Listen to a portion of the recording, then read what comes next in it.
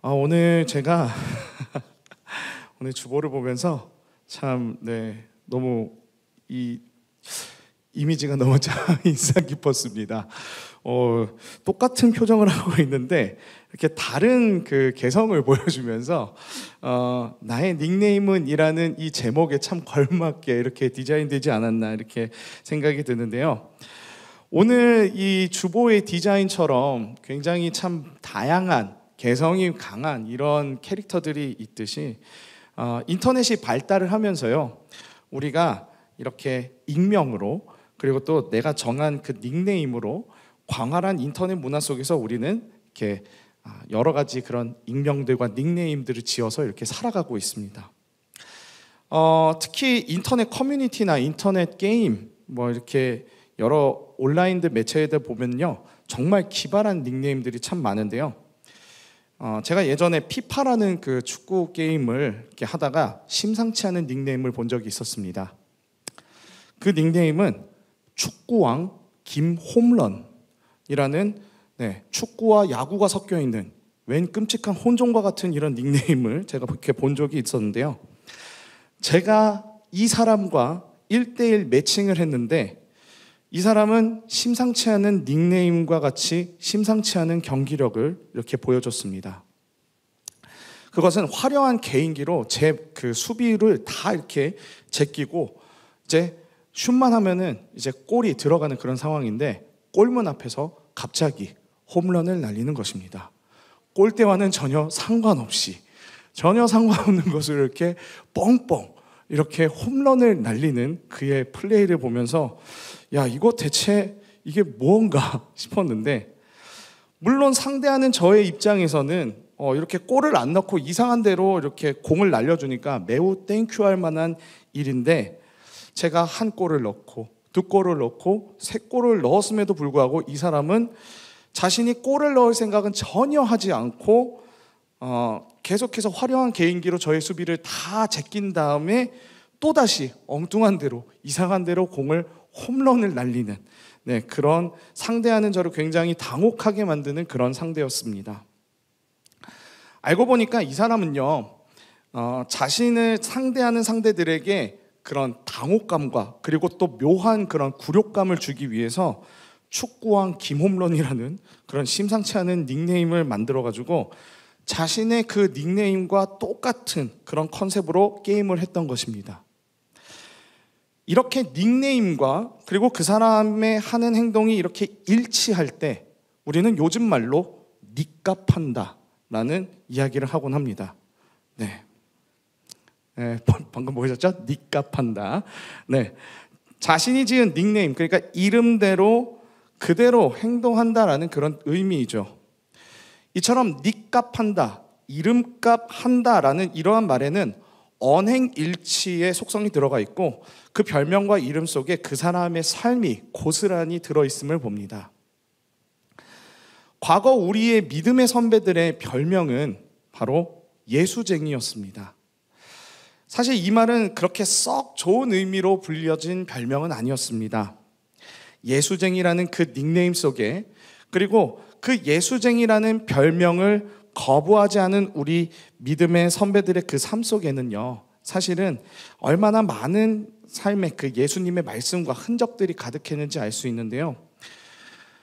어딜 가나 예수쟁이라고 이렇게 불릴 만큼 우리 믿음의 선배들은 예수님의 말씀을 전했고 또 어딜 가서든지 기도하며 당시 유교 사회와 또 토속 신앙을 믿는 우리나라의 그런 사회 모습과는 굉장히 다른 모습들을 보여주어서 예수에 미친 사람이다라는 의미로 예수쟁이라고 그렇게 불리움을 받았다고 합니다. 이처럼 우리 믿음의 선배들은 예수쟁이라는 그 닉값대로 삶에서 예수님의 말씀대로 그대로 실천하려고 애썼고, 또 이러한 부분은 신분에 대한 것이 정말 분명한 조선사회 그리고 구한말 사회에서 신분의 차이조차도 믿음으로 초월하는 그러한 엄청난 일들이 벌어지기도 하였습니다.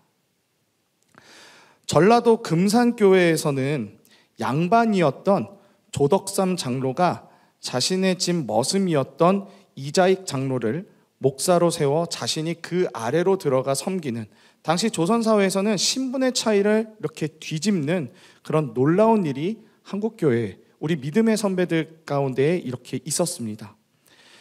이렇게 믿음대로 살아가며 신앙의 본을 보였던 우리 믿음의 선배들의 열매는 교회를 다니는 사람들이라면 100% 신뢰하고 돈을 빌려줄 만큼 우리 믿음의 선배들의 이 하나님의 말씀을 지키기 위해 따라 산 그 예수쟁이의 그 삶, 그 믿음의 열매는 이렇게 정말 교회를 다니는 사람이라면 100% 신뢰할 만큼, 사회에서 인정할 만큼 그러한 화려한 열매들을 맺곤 했습니다.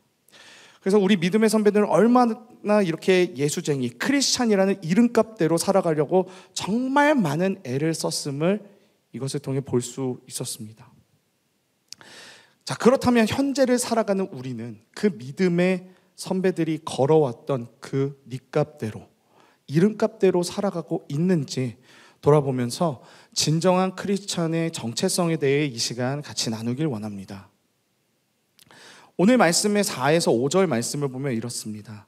사람에게는 버림바가 되었으나 하나님께는 택하심을 입은 보배로운 산돌이신 예수께 나아가 너희도 산돌같이 신령한 집으로 세워지고 예수 그리스도로 말미암아 하나님이 기쁘게 받으실 신령한 제사를 드릴 거룩한 제사장이 될지니라. 사람에게는 버림바가 되었으나 하나님께는 택하심을 입은 보배로운 산돌이신 예수께 나아가. 사람에게 버림바가 되었다는 것은 세상은 하나님의 그 말씀을, 그리고 예수님의 행적과 말씀을 중요하게 생각하지 않고 그렇게 중요하게 여기지 않았다는 것을 의미합니다. 마치 가림막이 가려진 것처럼 이 세상은 하나님의 말씀과 예수님의 이름이 가진 그 능력을 알아보지 못했다는 거죠. 하지만 예수를 믿는 우리는 이러한 세상 풍조에 속지 말고 이 세상의 진정한 가치가 되신 주님께 나아가 하나님이 기쁘게 받으실 신령한 제사를 드리는 거룩한 예배자의 삶을 살아가라고 주님은 오늘 말씀하십니다. 그래서 로마서 12장 1에서 2절이 이렇게 말씀합니다. 그러므로 형제들아, 내가 하나님의 모든 자비하심으로 너희를 권하노니 너희 몸을 하나님이 기뻐하시는 거룩한 산 제물로 드리라. 이는 너희가 드릴 영적 예배니라. 너희는 이 세대를 본받지 말고 오직 마음을 새롭게 함으로 변화를 받아 하나님의 선하시고 기뻐하시고 온전하신 뜻이 무엇인지 분별하도록 하라. 주님은 헛된 욕심으로 눈이 가리워져 하나님을 알아보지 못하는 이 세상의 흐름을 따라가지 말고 오직 어떤 상황에서든지 하나님의 선하시고 기뻐하시고 온전하신 뜻이 무엇인지 너희가 생각을 하며 우선순위와 기준을 명확히 하며 살아가라고 말씀하시는 것입니다. 지금 우리가 사는 세상을 보면요, 하나님의 말씀과 점점 다르게 가는 것을 볼 수 있습니다. 나라가 나라를 대적하는 신냉전 시대에 지금 현재 들어가 있고, 또 돈이 최고라고 하는 한탕주의가 만연하여서 비트코인이라는 것을 만들어냈고, 그것으로 완도에서 한 가족이 안타까운 죽음을 맞이하기도 했습니다.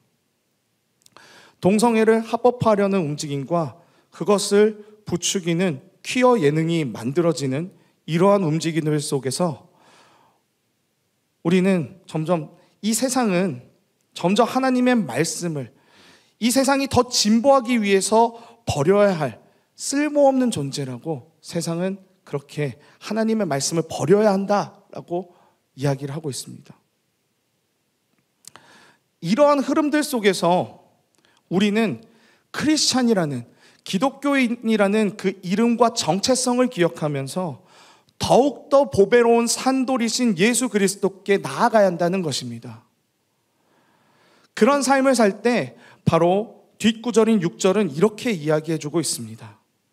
성경이 기록되었을 때 보라, 내가 택한 보배로운 모퉁이 돌을 시온에 두노니 그를 믿는 자는 부끄러움을 당하지 아니하리라 하였으니. 세상의 건축가가 쓸모없다고 생각해서 버린 돌이 알고 봤더니 건축에서 정말 필요하고 중요한 모퉁이 돌이었던 것처럼 세상에선 버려야 할 쓸모없는 존재라고 여기는 그 하나님의 말씀을 끝까지 지키고 믿는 자는 결코 부끄러움을 당하지 않는다고 약속해 주고 계십니다. 지금과 같이 이렇게 어려운 시기에 청년들이 교회에 나오는 것을 보면은 세상은 아마 이렇게 얘기할 것입니다. 정말 바보 같은 짓이다. 왜 이렇게 바쁘고 왜 이렇게 힘든 이 시기에 굳이 쉬어야 되는데 왜 교회를 나와? 세상은 아마 여러분들 보면서 그렇게 얘기할 것입니다. 좀 차라리 쉬면서 체력이라도 좀 회복하지. 조금이라도 그 시간을 이용해서 공부해서 스펙이라도 더 쌓지. 세상은 진짜 여러분들에게 이렇게 얘기를 할 것입니다. 이러한 말들로 세상은요, 하나님과의 교제를, 예배를 정말 아무런 가치 없는 것이라고 말할 것입니다.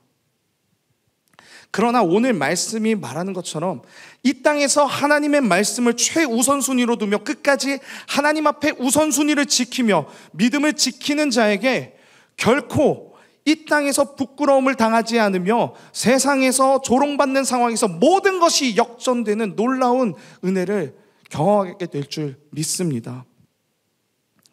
이 세상이 어두워진다고 해서 우리가 같이 어두워지는 것이 아니라 우리는 하나님께서 이 세상에서 구별된 존재로 우리를 세우셨다라는 것을 깨달아야 합니다.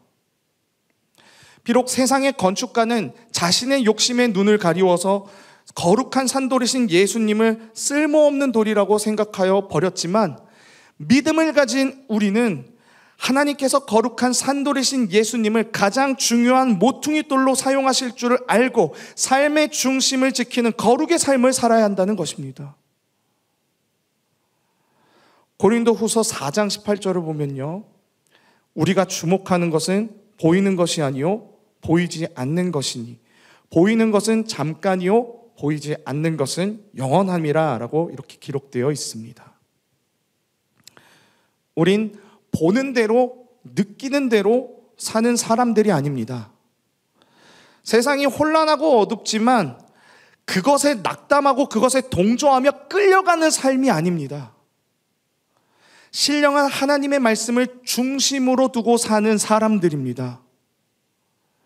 이것이 크리스찬의 닉값을 해주는 이름값의 원동력입니다. 그런데 만약 우리가 이 세상에서 거룩을 행하지 않고 세상과 똑같이 행동하며 그렇게 살아간다면 소위 닉값대로 살지 못하면 얻게 되는 멸칭이 있습니다. 그것은 바로 개독교라는 멸칭입니다. 과거 믿음의 선배들이 들었던 예수쟁이라는 그 멸칭과 그리고 지금 오늘날 우리 교회가 듣는 개독교라는 멸칭은 좀 결이 다르게 들립니다. 과거 믿음의 선배들이 어느 곳에서나 예수 예수라고 외치며 전도하고 기도하며 유별나게 예수님의 말씀대로 따라 사람들이 예수에 미쳤다며 붙여준 그 별명인 예수쟁이와는 다르게 개독교는 교회가 오히려 하나님의 말씀대로 행하지 않고 이 세상의 풍조대로 살아가다가 부끄러운 모습을 보여준 오늘날 우리 한국교회의 부끄러운 모습이 담겨져 있는 그러한 멸칭의 닉네임이라 할 수 있습니다. 우리가 거룩한 산돌이신 예수님을 알아보아 그분을 이 어두운 세상에서 끝까지 구별되어 붙잡는다면 우리는 예수쟁이가 될 수 있지만 이 세상과 똑같이 예수님의 이름을 이 세상의 건축가와 같이 똑같이 생각해서 버리게 된다면 우리도 나중에 오늘의 8절 말씀처럼 믿지 않은 사람들과 똑같이 그 거룩하신 산돌이 우리에게 부딪히는 돌이 되고 넘어지게 되는 돌이 되어 심판받게 될 수 있는 것입니다. 예수님을 믿는다고 말은 하면서 삶에선 전혀 말씀이 없고 말씀대로 따라 순종하지 않으려 한다면 8절 후반부의 말씀처럼 순종하지 않음으로 넘어지게 될 수밖에 없음을 우리는 그렇게 알아야 합니다. 마태복음 5장 13절을 보면요, 너희는 이 세상의 소금이니 소금이 만일 그 맛을 잃으면 무엇으로 짜게 하리요? 후에는 아무 쓸데없어 다만 밖에 버려져 사람에게 밟힐 뿐이니라 라고 하시지 않습니까? 우리가 이 땅의 소금의 역할을 제대로 하지 못한다면 이 말씀처럼 세상에서 사람들에게 밟히듯이 조롱당하고 멸시받는다는 것입니다. 우리는 기억해야 합니다. 우리가 바로 세상의 빛과 소금이라는 것을, 거룩한 하나님 나라의 백성이요 이 세상과는 구별된 존재라는 것을 말입니다. 오늘 말씀 9에서 10절 말씀입니다. 그러나 너희는 택하신 족속이요 왕같은 제사장들이요 거룩한 나라요 그의 소유가 된 백성이니 이는 너희를 어두운 데서 불러내어 그의 기이한 빛에 들어가게 하신 이의 아름다운 덕을 선포하게 하려 하심이라. 너희가 전에는 백성이 아니더니 이제는 하나님의 백성이요 전에는 긍휼을 얻지 못하였더니 이제는 긍휼을 얻은 자니라. 이 말씀은 하나님께서 너희는 이 세상에서 다른 존재다라고 말씀하시는 것입니다. 거룩한 하나님 나라의 백성이기에 이 세상이 아니라 하나님의 다스림을 받는 존재들이고 예수님의 핏값으로 샀기 때문에 세상이 너희들을 싸구려라고 얘기하지만 아니다. 내가 너희를 그리스도의 핏값으로 주고 산 예수님 자리이다라고 주님은 말씀하십니다. 예수님 자리, 한 사람 한 사람이 예수님 자리인 소유된 백성이라고 말씀하십니다. 그런 구별된 하나님 나라의 백성들이 해야 할 삶의 모습, 삶의 열매는 바로 하나님의 말씀대로 덕을 베풀고 하나님의 나라를 선포하고 전도하며 그렇게 살아가는 삶을 말하는 것입니다. 이것이 우리가 앞으로 삶에서 맺어가야 될 열매라는 것입니다. 원래 하나님께서는 이스라엘을 부르셔서 그들을 거룩한 나라로 세우셔서 하고자 하셨던 일은 그들이 하나님 나라의 표본대로 잘 살아서 그 주변 국가들에게 조금씩 하나님의 영향력을 끼쳐 하나님의 나라를 확장시키려는 역할을 맡기고자 하셨습니다. 그래서 그들에게 가나안 땅의 족속들을 멸하게끔 하셔서 우상 숭배의 문화들을 뿌리 뽑으려 하셨고 왕을 세우지 않음으로써 하나님께서 직접 통치하시고 다스리신다는 것을 문 나라에게 보여주려 하셨죠. 즉 이 세상과는 다른 하나님 나라의 법칙을 이 땅에 보여주셔서 이 땅의 잘못된 문화와 악습을 철폐하려고 하셨던 것이죠. 하나님의 일하심은 이처럼 세상의 방법과는 다른 구별됨이었습니다. 이것을 우리는 거룩이라 부르죠. 우린 이 세상을 따르는 존재가 아니라 하나님의 말씀을 기준으로 하여 세상과는 구별된 생각과 구별된 행동으로 살아가야 하는 존재라는 것을 기억해야 합니다. 사랑하는 여러분, 저와 여러분들의 그 닉네임이 개독교가 아닌 예수쟁이가 되었으면 좋겠습니다.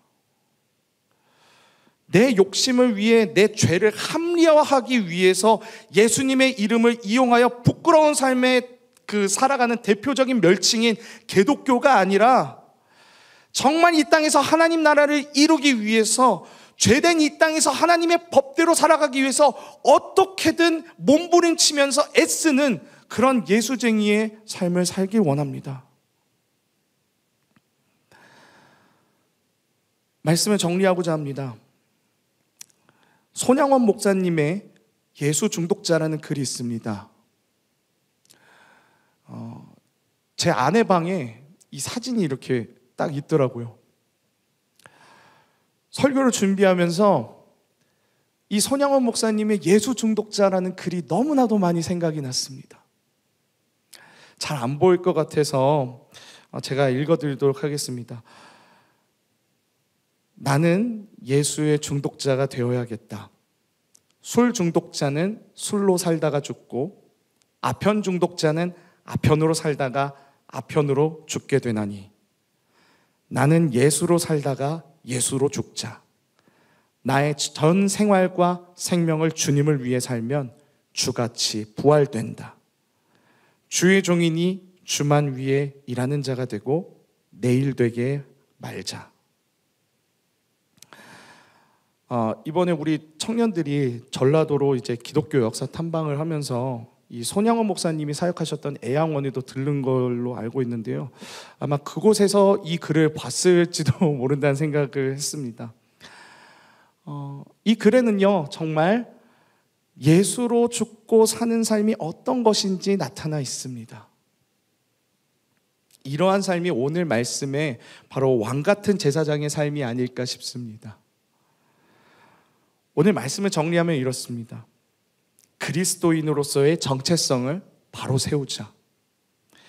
우리는 이 땅에서 세상의 욕심을 따라 살아가는 삶이 아닌, 보고 느끼는 대로 흘러가는 대로 살아가는 삶이 아닌, 이 땅에서 구별된 하나님 나라의 거룩한 백성이라는 사실을 기억하며 하나님의 명확한 성경 말씀을 기준으로 시간의 우선순위, 물질의 우선순위를 하나님께 올려드리며 진정한 크리스찬, 예수쟁이라는 닉네임대로 그렇게 살아가는 저와 여러분들 모두가 되었으면 좋겠습니다.